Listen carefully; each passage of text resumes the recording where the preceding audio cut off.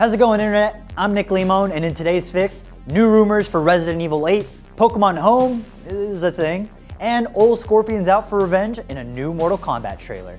Get over here! So, Resident Evil 8. Before we start, I'd like to state from the get-go that this next story is pure rumor. It's just a rumor, but it's a juicy rumor, so it's at least worth checking out. Earlier today, Nibelion on Twitter detailed a list of leaks for Resident Evil 8.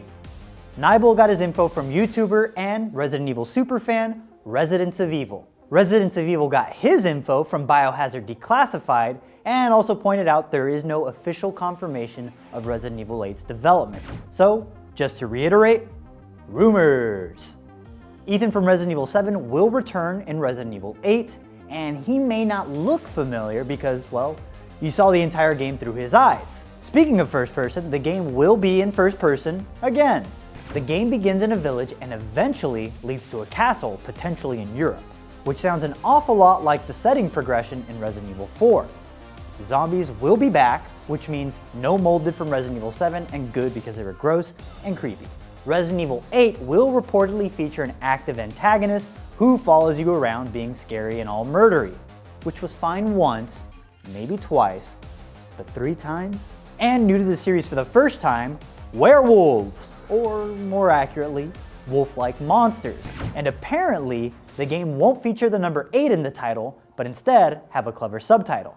Look, I love the idea of Capcom juggling 2 types of RE games. We've got our remakes of the third-person classics, while simultaneously evolving the franchise in some bold new ways with the first-person games. Excited though? Let us know in the comments below, how do you feel about a potential Resident Evil 8 being in first person? The Pokemon Company has released new pricing information on Pokemon Home, a subscription service that allows you to transfer Pokemon from game to game. The premium plan for the service will cost $2.99 for 1 month, $4.99 for 3 months, or $15.99 for 1 year. Or if you don't feel like spending money, you can just do the basic plan, which is of course free. However, you will be missing out on certain features if you go with that free basic plan. With the basic plan, you can only deposit 30 Pokemon, whereas with the premium plan, you can deposit 6,000 Pokemon. Why do you need that much space? I get it, like eggs and stuff, like breeding, but whatever. The basic plan also apparently only lets you put 3 Pokemon in the Wonder Box, while the premium plan allows you 10 Pokemon. I love the idea of Pokemon Home, but that basic free plan is a joke. That said, I'm not thrilled about paying $15 a year for a service that has a hyper-specific and limited use.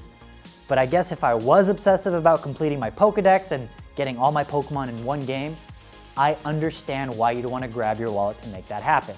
But just make sure it's begrudgingly. Pokemon Home is scheduled to drop in February 2020, which is right around the corner, so tell us how you feel about it. So Mortal Kombat is back. Well, I mean, it didn't really go anywhere, we just got a new game and DLC, but it is technically back. The first trailer is out for Mortal Kombat Legends Scorpion's Revenge. IGN debuted it exclusively on our website, so check that out for starters, and the trailer looks great, but it's just missing something. I can't quite put my finger on it, but maybe it'll come to me as I read you the news. The story looks pretty cool. We got a bunch of deadly fighters coming together to mercilessly beat the snot out of each other to save the universe, so it's for a good cause. Look, most Mortal Kombat games include some flimsy excuse for the fighters to beat each other to death, so... If Shao Kahn wins this tournament, Earth as you know it will cease to exist. See? So we get into the fighting and look, I'm excited for this and it looks pretty cool, but I think I just figured out what I was missing. There's no fatalities. When I watch Mortal Kombat, I want to see someone getting their spine ripped out and then beat to death with it. By the way, we did just post a video that breaks down the new trailer shot for shot. My buddy Mitchell Saltzman actually broke it down. He knows what he's talking about, he's good. So please check that out and let us know what you think of the trailer.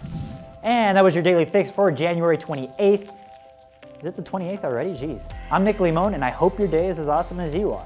Now that you're all caught up on the news, check out that breakdown of the Mortal Kombat animated movie I was telling you about. Download the IGN app on all your mobile devices, subscribe to the Daily Fix on Snapchat, and for all things everything else, IGN.com.